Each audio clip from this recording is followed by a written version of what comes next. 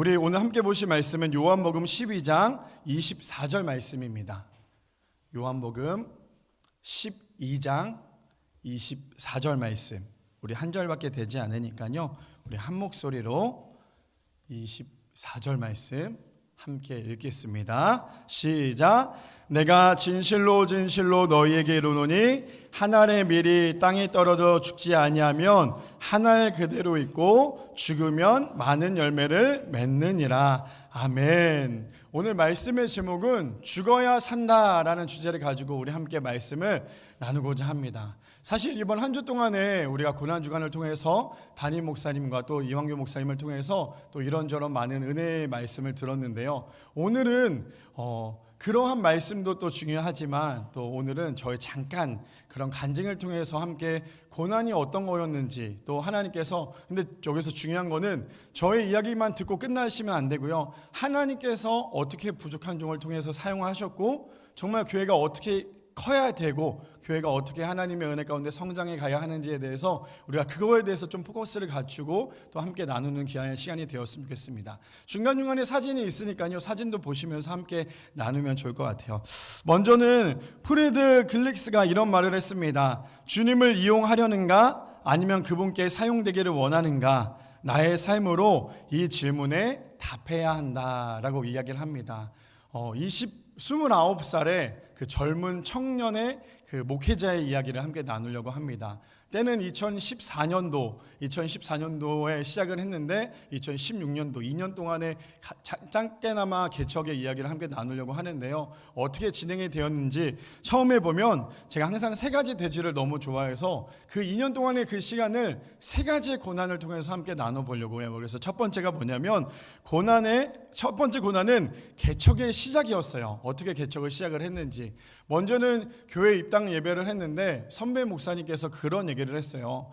지금은 개척할 때가 아니고 개척을 하게 되면 모든 교회가 다 문을 닫을 수밖에 없습니다 라고 얘기를 했어요. 근데 저는 그때 그 목사님의 이야기를 듣고 어떤 마음이 들었냐면, 나는 아니겠지, 나는 내가 개척을 하면 많은 사람들이 몰려올 거야. 저는 굉장히 엄청나게 그 교만한 생각을 많이 했던 것 같아요. 근데 그 목사님의 그런 얘기가 어떤 얘기가 냐면, 개척을 하면 2년 동안의 교회들 거의 대부분 다 문을 닫는데요, 1년이 지나가고 나면 100개의 교회 중에 50개의 교회만 남게 되고요, 그 중에도 그 절반 6개월이 또 지나가면 20개의 교회가 남게 되고, 나중에 2년이 딱 되면 교회가 딱 2개의 교회만 남게 된대요. 근데 저는 그 2개의 교회가 저희 교회가 되기를 좀 소망했던 것 같아요. 그렇게 해서 입당 예배가 진행이 됐는데, 교회가 시작이 되기 전에 어떻게 개척을 하게 되었냐면, 사실은 제가 교회를 개척하기 전에 한 교회를 섬겼어요. 그 교회는 아주 작은 개척교회였어요.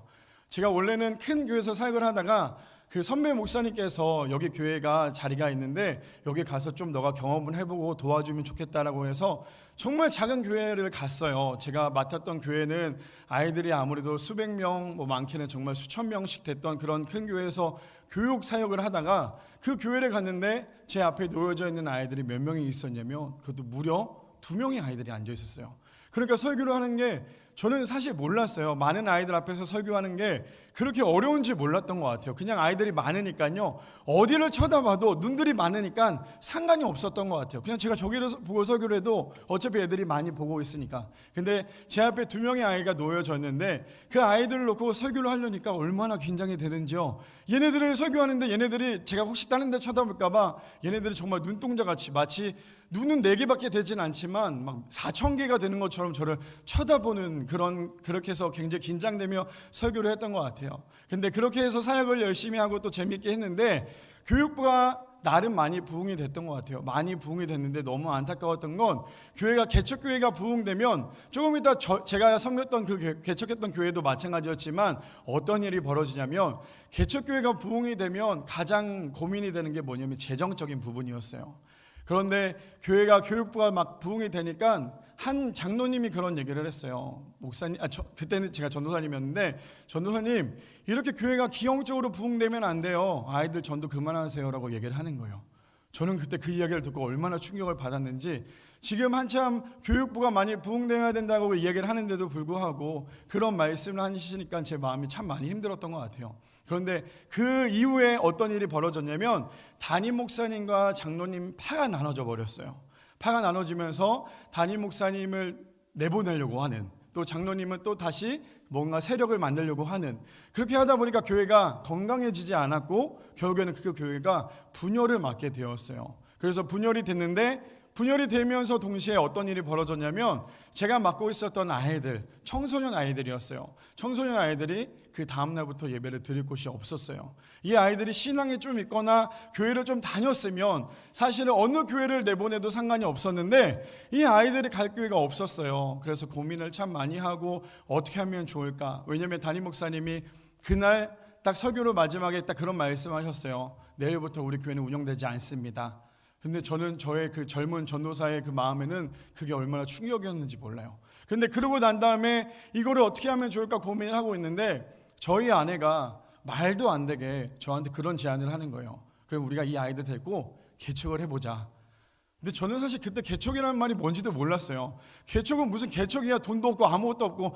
그때 당시 제가 신대원 3학년이었거든요. 그러니까 돈도 없고 아무것도 없는데 무슨 개척이냐. 근데 저희 아내가 그럼 얘네들 그냥 냅둘 거냐, 얘네들 그냥 버릴 거냐, 그럼 얘네들 예배도 못 드리고 어떻게 할 거냐. 그래서 제가 이제 하게 된 게 뭐였냐면, 그러면 나에게 시간을 좀 달라. 그래서 올라간 게 어디였냐면 금식기도원에 올라갔어요. 그래서 한 달 내내 금식기도원에 살았던 것 같아요.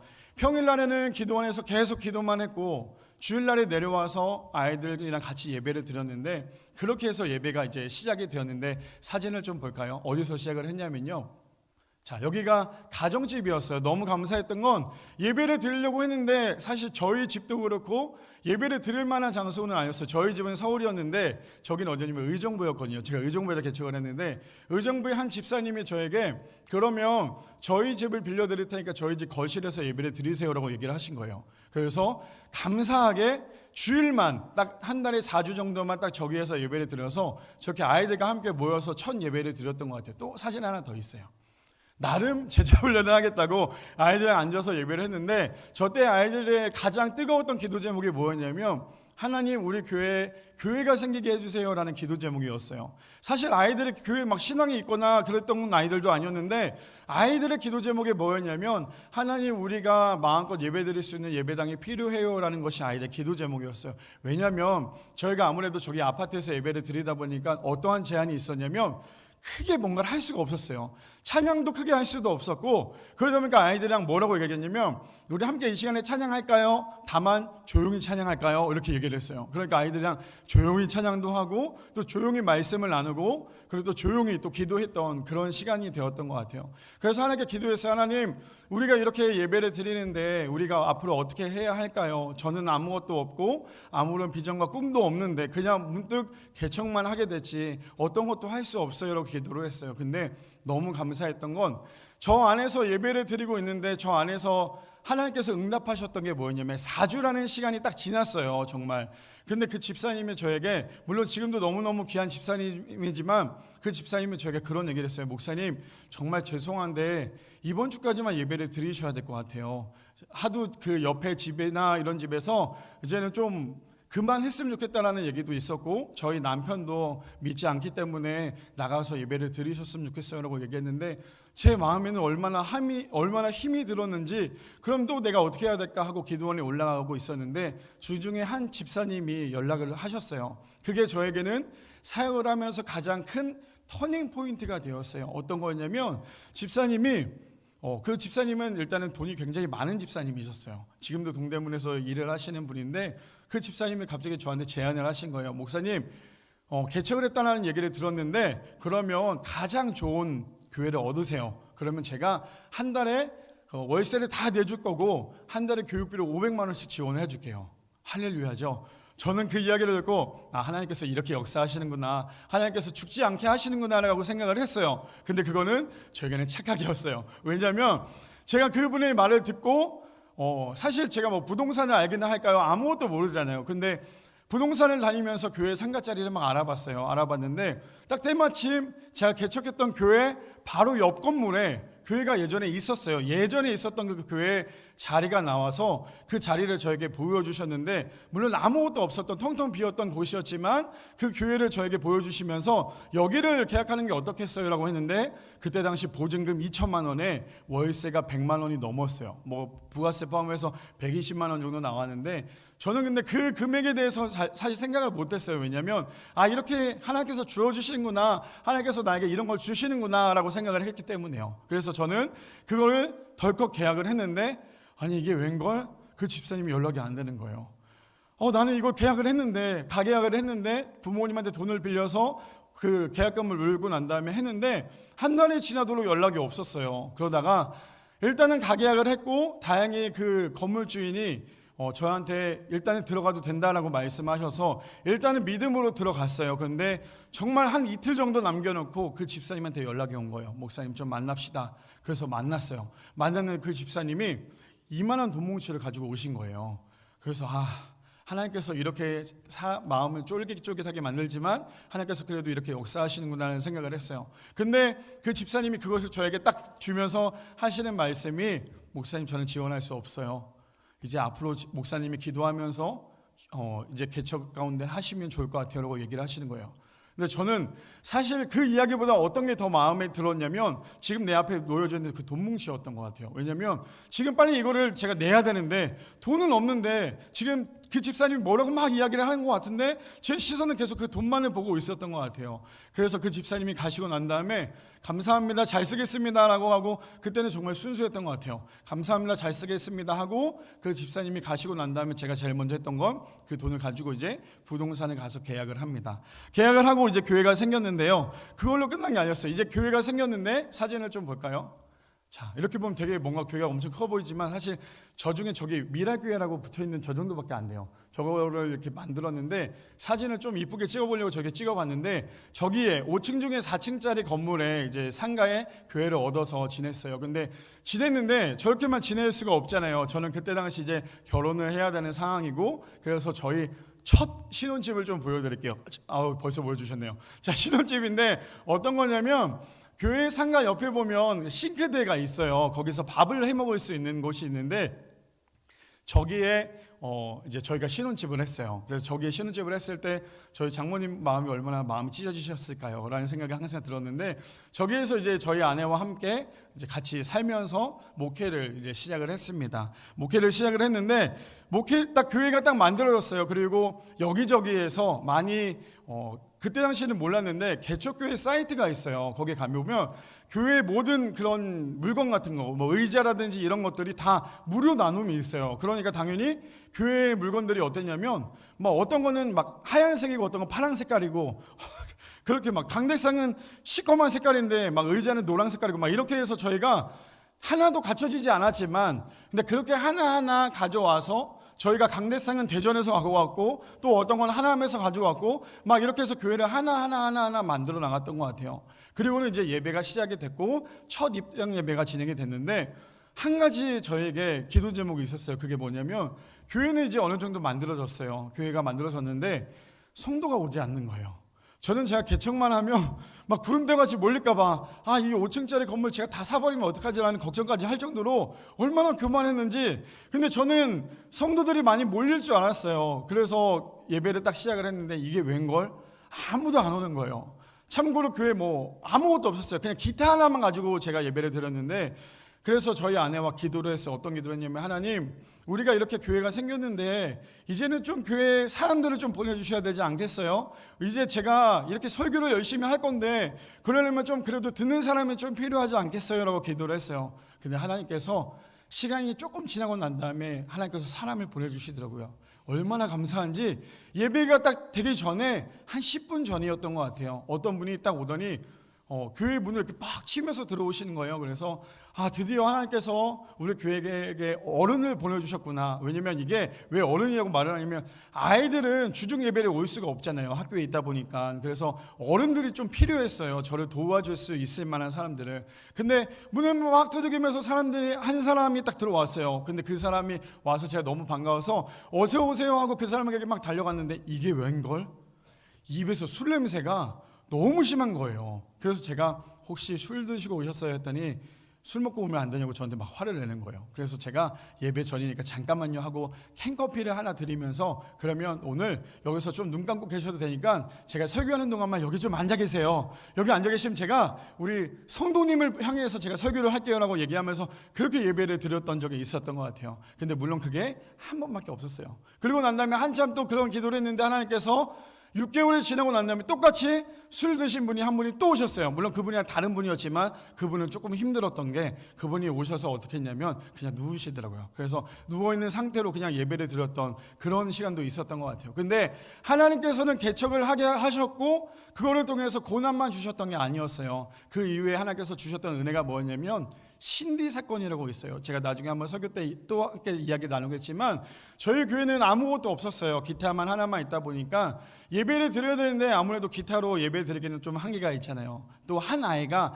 나름 피아노를 좀 칠 줄 아는 아이였어요. 그래서 이 아이가 목사님 우리는 언제 도대체 피아노가 생겨요라고 얘기하는데 피아노 살 돈이 없잖아요. 그래서 기다려봐 하나님께서 주실 거야 라고 했는데 그때 당시 지금은 이제 당근이라는 게 있지만 그때는 당근보다는 중고나라라고 있었어요. 그래서 중고나라에 봤는데 와 너무너무 귀하게 5만 원짜리 신디가 생겼어요. 물론 우리 교회처럼 이렇게 건반이 많은 게 아니라 건전지 그 뚱뚱한 건전지를 2개를 넣어야지만 소리 나는 그 신디 같은 신디 장난감 같은 거지만 그게 있었어요. 그래서 그것도 하필 또 엄청 멀리 있었어요. 용인에서 그게 있어가지고 전화를 드렸어요. 저희가 이게 필요한데 제가 가겠습니다 라고 했는데 5만 원이었는데 저에게는 그때 당시 5만 원이 너무 컸어요. 그래서 또 얼마나 제가 믿음이 좋았던지 가면서 처음에는 5만 원이라고 얘기했는데 가면서 그분에게 전화를 했어요. 저 죄송한데 제가 그 가는 거리가 좀 있다 보니까 기름값을 좀 빼주셔야 될 것 같아요. 근데 제가 지금 중간까지 왔거든요. 돌아갈 수는 없으니까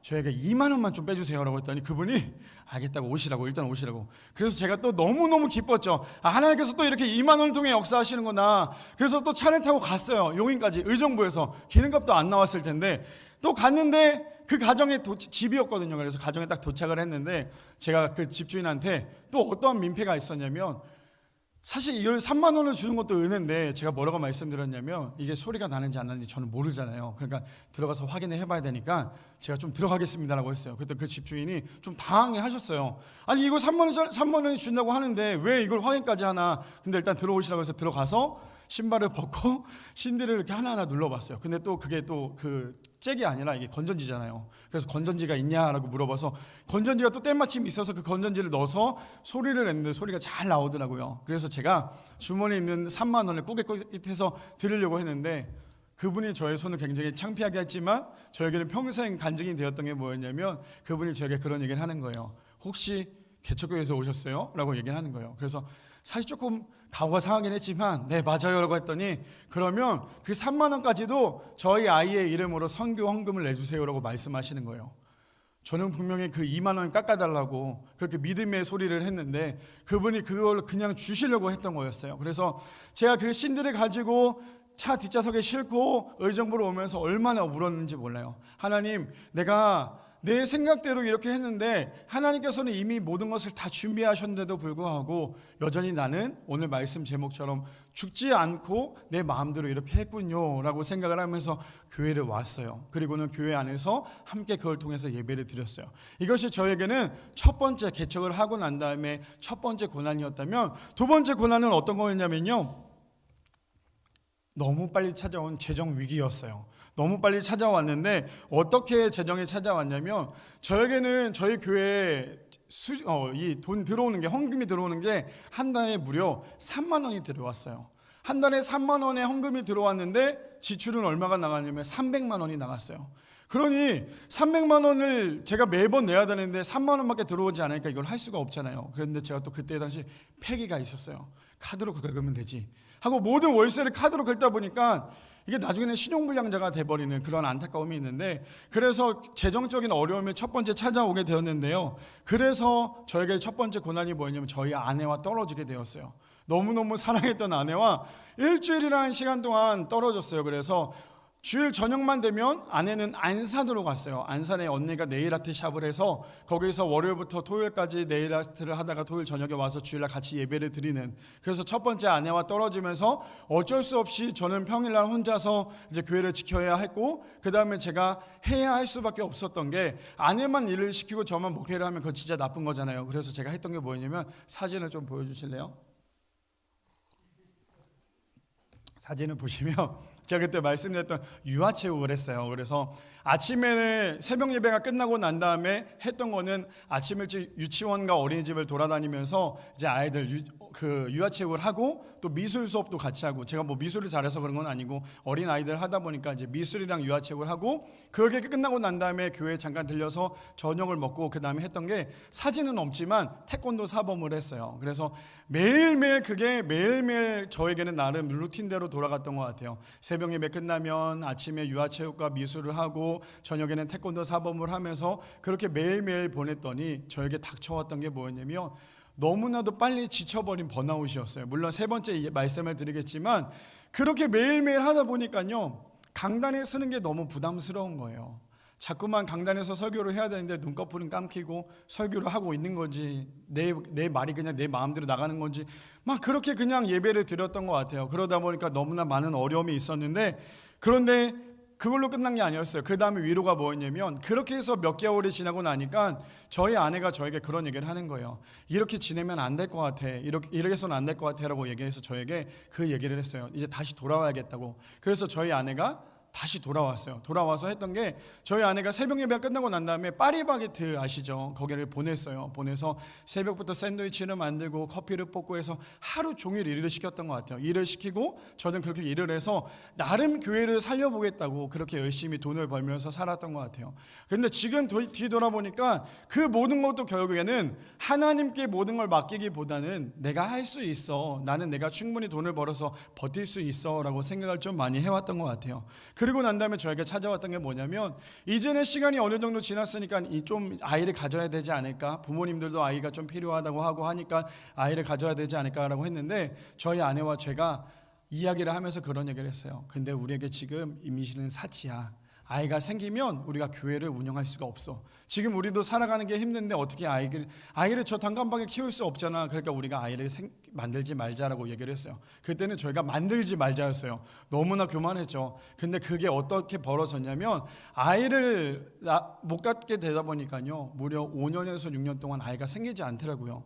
아이가 생기지 않았는데 중간중간에 아이가 생겼는데 계속 습관성 유산을 하게 되었고, 나중에는 임신이 돼서 너무너무 기뻤는데, 이거는 물론 그 이후의 시간이에요. 이후의 시간인데 너무너무 감사했는데, 이게 자궁 후에 임신이 되다 보니까 저희 아내 이제 나팔관 하나를 자를 수밖에 없었어요. 그리고는 이제 산부인과에서 얘기했던 건, 아이를 가질 수 없어요. 갖는 게 너무 힘드니까 그냥 차라리 마음 편히 지내세요라고 얘기를 했어요. 그래서 저희가 아내랑 손을 붙잡고 아이를 갖지 말자, 그냥 우리 둘이 살자, 나는 당신만 있으면 돼 라고 얘기하면서 살아왔는데, 감사하게 아이가 생겼고, 근데 그 아이가 생겼는데 산부인과에 갔는데 또 의사 선생님이 얘기하는 거예요. 이제 진짜 이 아이까지도 만약에 떨어지면 이제 진짜 끝이다. 왜? 나팔관 하나밖에 없는데 이제 더 이상 아이를 가질 수 없다.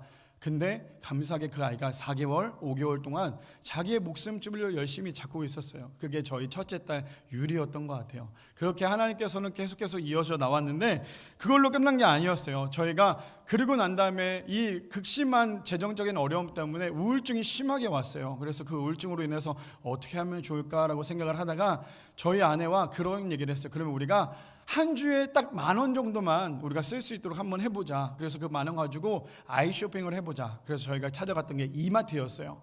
차를 타고 가면 15분밖에 되지 않지만 걸어가면 30분 정도 되는 거리였거든요. 그래서 저희가 그것도 아까워서 걸어가자, 이야기하면서 가자 해서 이마트를 갔는데, 저희 아내는 그때 당시 좀 나이가 많이 어렸어요. 20대 초반이었고, 그래서 아내가 이마트에 들어서자마자 하필 눈앞에 보였던 게 뭐냐면 젤리포였어요. 젤리포 아시죠? 쪽 빨아먹는 거. 그게 저도 지금까지도 기억나는데, 그 한 봉지의 금액이 6,450원이었어요. 근데 저희가 갖고 있는 게 10,000원이었고, 근데 이 10,000원을 가지고 저희가 해야 될 게 뭐냐면 라면을 사야 됐어요. 이 라면을 가지고 한 주 동안에 버틸 수밖에 없었던 그러한 저에게는 귀한 돈이었는데, 저희 아내가 젤리포가 너무너무 먹고 싶대요. 이거를 꼭 먹어야겠대요. 근데 저에게는 어떤 마음이었냐면, 제가 아내한테 그랬어요. 근데 이 젤리뽀 먹으면 우리 한 주 동안 굶어야 되는데 괜찮겠어? 라고 얘기했더니 저희 아내가 아무 말도 못하고 뒤에서 그냥 울고 있더라고요. 그래서 제가 큰 결심을 가지고 라면을 샀어요.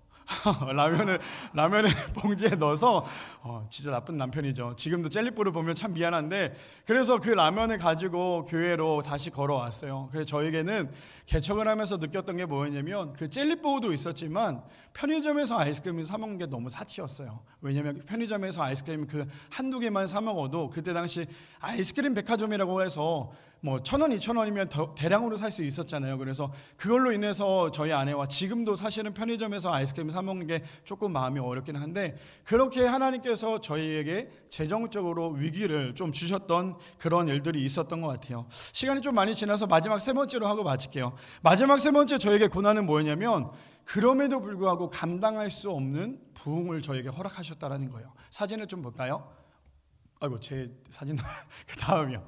네, 저희 교회가 지금은 저 정도 사진을 제대로 다 나온 게 없었는데, 아이들이 교회가 개척교회고 사람들이 되게 작았는데 너무 감사한 게 100명이 훌쩍 넘을 만큼 아이들이 막 부흥이 되는 거예요. 근데 저희에게는 이 부흥이 되는 게 너무너무 부담이 됐어요. 하나님, 우리 지금 가난해서 너무 힘들어 죽겠는데 자꾸 왜 이렇게 아이들을 보내주십니까? 근데 하나님께서 분명히 그걸 통해서 저희에게 주시는 메시지가 있었는데, 저는 그것을 하나님의 마음에 귀담지 않았던 것 같아요. 역시 내가 힘든 만큼 하나님께서 주시는구나, 그냥 그렇게 얘기하고 끝났던 것 같아요. 그런데 첫 번째 왔던 게 뭐였냐면, 체력적인 저에게 번아웃이 왔어요. 계속 끝까지 일을 하면서 사역을 감당하다 보니까 번아웃이 왔는데, 사역을 하다가 저도 몰랐는데 거울을 보니까 제 얼굴이 노랗게 변했더라고요. 노랗게 변해서 제가 이제 병원에 찾아갔더니 간에 이상이 생겼다라고 이야기가 들어서, 그 지금까지도 이제 간 때문에 계속 치료를 하면서 약을 복용하고 있는데, 제가 그 아파서 쓰러져 있었어요. 그래서 3일 동안 병원에서 조직 검사를 하겠다고 간에 조직을 떼면서 이제 검사를 하는데, 제가 거기서 기도했던 게 뭐였냐면, 이제 서울대학교 안병동이었거든요. 기도했던 게, 하나님, 제가 이 아픈 것 때문에 지금 목회도 못하게 생겼고, 제가 이 아픈 것 때문에 하나님의 영광을 가리면 제가 앞으로 어떻게 해야 돼요? 하나님, 이걸 통해서 하나님의 영광이 드러나게 해주세요라고 기도를 했어요. 근데 감사했던 건, 제가 그 간 때문에 아프니까요, 간 때문에 아픈 성도님들과 너무 소통이 잘 되게 되는 거예요. 하나님께서 아픈 것을 통해서 그 사람들의 마음을 만지게 하셨고 그들을 위로하게끔 만드셨어요. 그 다음에 생겼던 게 뭐였냐면, 이제는 교회를 살려야 되잖아요. 이제 퇴원도 했고 교회를 또 열심히 사역을 하는데, 저에게는 이제 한 가지 더 꿈이 있었어요. 이 많은 아이들을 제가 케어를 하려면 우리 교회가 다시 살아야 하고 재정적인 것도 안정이 돼야 되는데 어떻게 하면 좋을까요? 라고 해서 하나님께 기도했어요. 근데 그게 뭐였냐면, 30일 동안 금식을 해야겠다. 내가 30일 동안 죽으면 죽으리다라는 생각을 하고 금식을 해야겠다고 생각을 해서, 그때 얼마나 패기가 넘쳤는지 몰라요. 30일 동안 금식을 했어요. 물론 계속 3일 동안 금식을 할 수는 없었어요. 왜냐면 일을 해야 했기 때문에 하루에 2끼를 금식을 했어요. 금식을 했는데, 저는 되게 아까 사진에도 보셨지만 되게 잘생겼잖아요. 잘생겼는데 거울을 보니까 없어요. 머리가 날아갔더라고요. 그래서 병원에 갔어요. 제가 머리가 날아갔는데 이게 왜 날아갔을까요? 라고 했더니, 이제 머리를 검사를 했는데 저에게 얘기했던 게 뭐냐면, 영양분 부족으로 인해서 탈모가 왔어요 라고 얘기를 했어요. 물론 제가 지금은 머리숱이 나름 머리를 이쁘게 만져서 이렇게 됐지만, 예전에는 머리 모델도 했거든요. 그만큼 막 머리도 멋지게 만졌었는데, 하나님께서 자꾸만 외모를 생각을 하니까 또 외모로 그렇게 좀 깎아내셨던 것 같아요. 그래서 저에게는 30일 동안의 금식 시간이 하나님께는 많은 은혜를 받았지만 저에게는 머리가 빼앗기는 그런 시간이 되었던 것 같습니다. 그리고 난 다음에 너무 지쳐 있어서 제가 저희 아내와 주일날 저녁 예배가 끝나고 난 다음에 하루는 우리가 새벽을 좀 쉬자, 그래서 새벽을 쉬었어요. 저희가 2년 동안에 쉬지 않고 새벽을 달려왔거든요. 항상 저는 앞에서 설교를 했고 저희 아내는 여기 앞에 앉아서 저희 설교를 들었어요. 얼마나 지루했겠어요. 그걸 2년 동안 매번 반복을 했는데, 그러다가 제가 몸이 좀 안 좋아서 저희 아내에게 우리가 하루만 좀 쉬자라고 해서 월요일날, 당연히 월요일날 쉬는 건 좀 봐줄 수 있는 건데, 월요일날 쉬었는데 하필 그때 새벽에 아이들한테 전화가 왔어요. 일단 제가 아까 배경을 말씀드리진 않았지만 저희 교회 배경은요, 한쪽은 축구하는 아이들이었어요. 축구하는 아이들, 한쪽은 문제 아이들, 비행 청소년 아이들, 온몸에 문신 기본적으로 있는 아이들, 한쪽은 여자 아이들, 이렇게 세 가지 분류가 있었는데, 그 새벽에 아이들한테 전화가 왔어요. 근데 아이들이 목소리가 풀린 상태에 전화가 왔어요. 아니, 새벽 예배 나왔는데 도대체 목사님은 뭐 하고 있길래 교회가 문이 닫혀 있어요? 라고 얘기를 하는 거예요, 이 아이들이.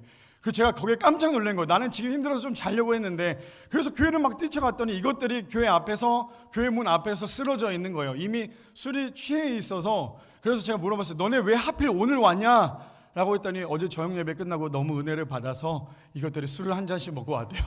그래서 교회 앞에 쓰러져 있어서 그 아이들을 교회로 다 끄집어내서 장의자에 앉혀놓고 다시 새벽 예배를 진행했던 그러한 일들도 있었던 것 같아요. 그리고 그걸로 끝났던 게 아니라 이제 아이들이 부흥이 되니까 제일 걱정했던 게 뭐였냐면, 지금 이 치고 올라가는 이때에 아이들이 혹시나 교회를 떠나면 어떡할까, 안 나오면 어떡할까 하는 생각이 들어서 토요일 날 밤만 되면 아이들을 교회로 다 불렀던 것 같아요. 불러서 뭐 했냐면, 장의자를 하나씩 주면서 여기는 게스트하우스야 라고 얘기하면서 저녁에 아이들을 라면을 끓여주면서 토요일날 저녁에 교회 다 재웠어요. 재웠던 이유가 주일날 혹시 못 나올까 봐. 그래서 저희 교회처럼 이렇게 장의자가 저도 있었어요. 그래서 장의자 한 대 이렇게 한 명씩 눕혀가지고 그렇게 토요일 저녁을 보내고 주일날 돼서 같이 함께 예배를 드렸던 그러한 시간이 있었습니다. 그리고 난 다음에 끝난 게 아니라 또 그 안에서 하나님께서 저에게 위로를 주셨는데, 어떤 위로를 주셨냐면요, 그 정말 작은 교회였죠. 정말 사람들도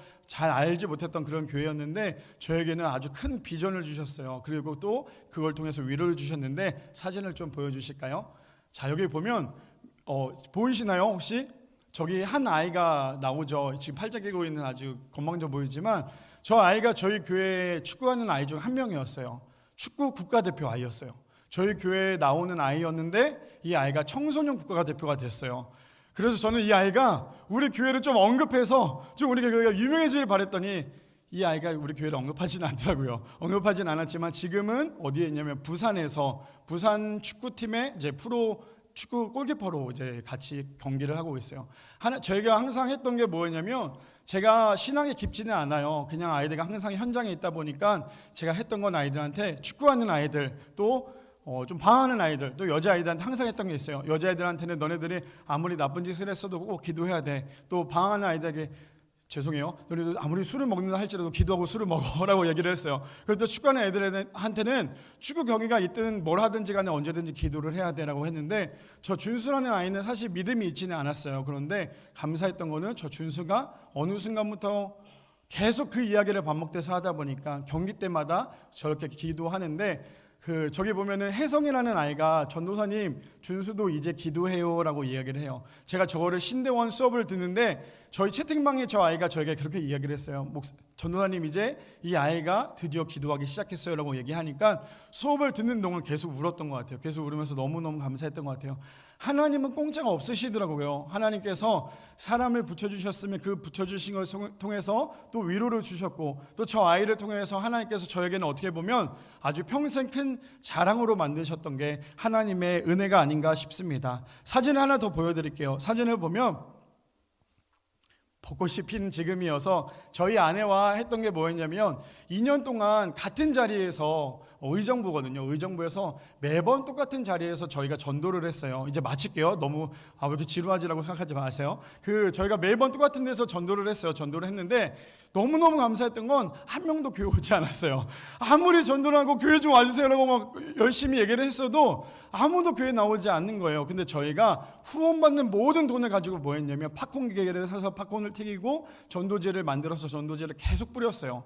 저희가 어느 정도 뿌렸냐면 거짓말 조금 보태서요, 의정부에서 저희 교회 전도지를 받지 않은 사람이 아무도 없을 만큼 매일 그 자리에서 그 시간에 그날 2시간 이상씩 전도지를 계속 나눠줬던 것 같아요. 많은 사람들로부터 좀 욕도 먹기도 했어요. 하물며 어떤 아이는 이거 왜 또 줘요? 라고 했을 때 제가 그때는 한참 혈기왕성, 너 일로 와봐, 너 이거 갖고 가, 막 그 정도 화를 낼 정도로 화를 내면서까지도 전도지를 줬던 그런 일들이 있었는데, 2년이라는 시간 동안에 전도지를 하나도 나눠주면서 어떤 사람도 한 번도 오지 않았어요. 근데 이걸로 끝냈으면 그걸로 끝나는 거 아니야라고 했는데, 저에게 마지막 이 간증을 좀 말씀을 드리려고 하는데 어떤 거였냐면요, 이제 더 이상 2년이라는 시간 동안에 교회가 버틸 수가 없었어요. 왜냐하면 새벽 예배가 끝나고 또 자기 전까지 계속 전화가 오는 거예요. 비톡촉이 빨리 동갑하라. 하물며 어느 정도냐면 예배를 드리고 있는데 교회를 찾아오더라고요. 돈을 갚으라고. 그래서 알겠다고, 돈 갚겠다고, 좀 기다려달라고. 어느 정도로 제가 마음이 들었냐면, 하나님 제가 저 사람 좀 죽여도 될까요? 그 생각까지 드는 거예요. 너무 사람이 힘들게 해서 저는 이 비독촉이 이렇게 힘든지 몰랐거든요. 그러니까 제가 그것 때문에 너무 힘이 들어서 도저히 안 되겠다 그래서 그날이 어느 날이었냐면 저희가 이제 교회 이제 개척한 지 2주년 되는 그 전주였어요. 저희 아내와 토요일 날 저녁에 집 앞에 놀이터 가끔 앉아 있었는데 거기에 앉아서 이제 그네를 타면서 그런 얘기를 했어요. 저희 아내가 어떻게 버틸 수 있겠어? 라고 얘기를 하겠는데 제가 이제 못 버틸 것 같아.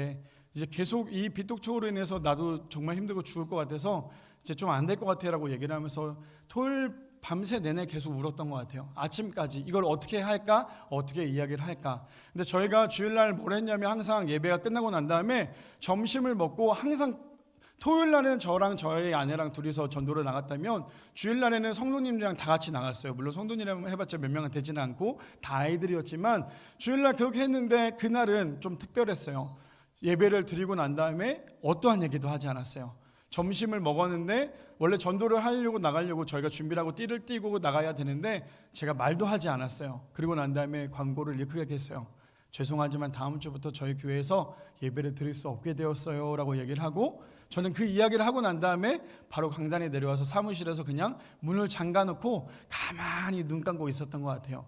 왜 그러냐면 더 이상 저에게는 교회가 운영이 된다는 건 이제는 제 장애까지도 팔아야 할 만큼 너무너무 힘들었던 것 같아요. 그런데 너무 그랬던 게 그날이었어요. 그날 마지막 예배를 드리는데 한 어르신이 찾아오셨어요. 교회로. 그래서 어르신이 찾아오셔서 어르신과 얘기를 했는데 그 어르신이 나이가 80세가 넘으셨거든요.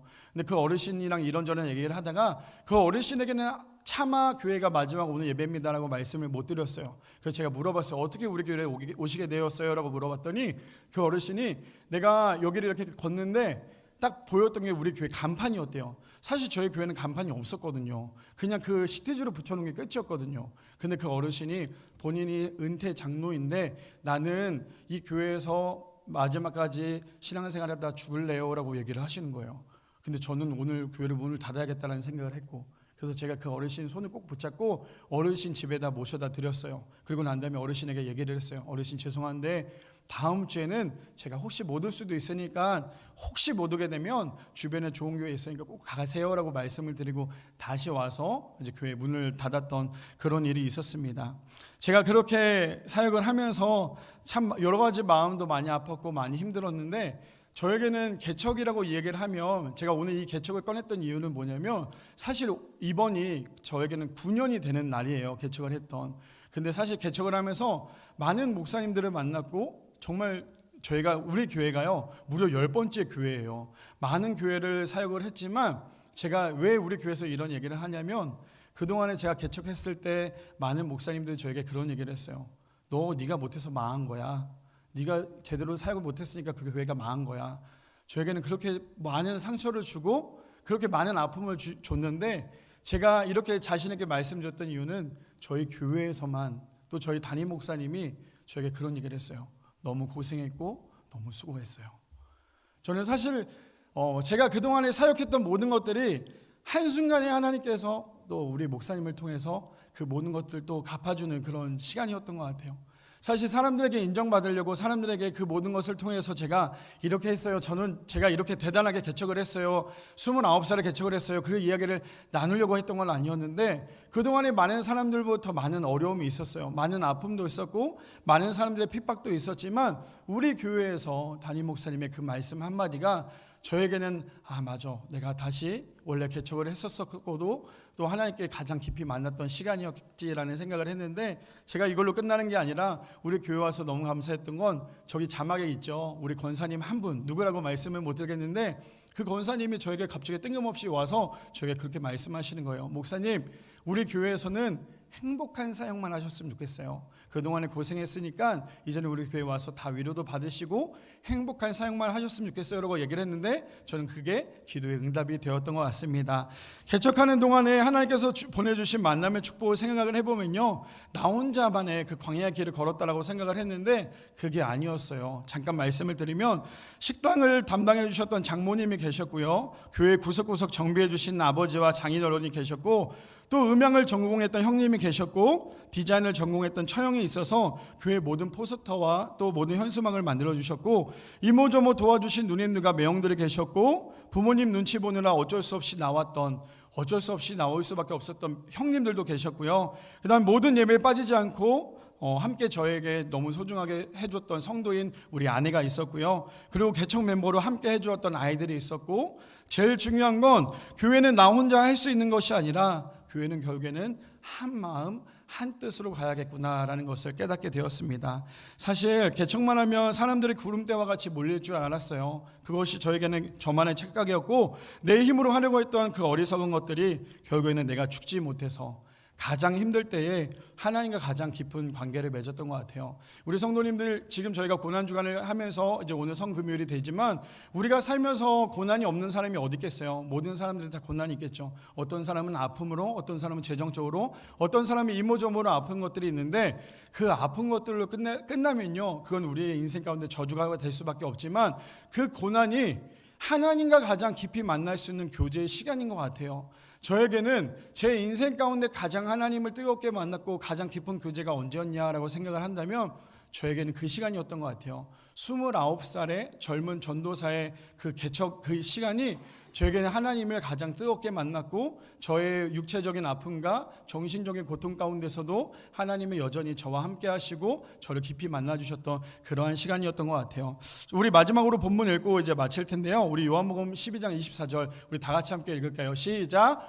내가 진실로 너희에게 이르노니 한 알의 밀이 땅에 떨어져 죽지 아니하면 한 알 그대로 있고 죽으면 많은 열매를 맺느니라. 저는 저 말씀이 저희 교회의 선구였어요. 제가 왜 이 말씀을 마지막 전하고 마치려고 하냐면 우리의 신앙에 우리가 힘들고 우리가 아프고 우리가 자꾸만 그 신앙 가운데 어렵고 자꾸만 사랑과에 부딪히고 자꾸 그 모든 것이 생길 수밖에 없는 이유는 뭐냐면 우리가 죽지 않아서예요. 우리가 죽어야지만 우리 안에 예수님이 사시는데 내가 자꾸만 죽지 않고 내가 자꾸만 살려고 하니까요 예수님이 내 안에서 살 수가 없는 것 같아요. 바라기는 우리 모든 성도님들 이번 고난주간뿐만 아니라 우리가 날마다 우리의 신앙 가운데 오늘 말씀 요한복음 12장 24절처럼 우리 자신 한 사람 한 사람이 우리 교회 가운데 미랄이 되고 세상 가운데 미랄이 되어서 많은 사람들로부터 내가 죽어 그 사람들이 살 수 있는, 내가 죽어야지만 모든 사람들이 예수님을 만날 수 있는 귀한 우리 모든 성도님들 되시기를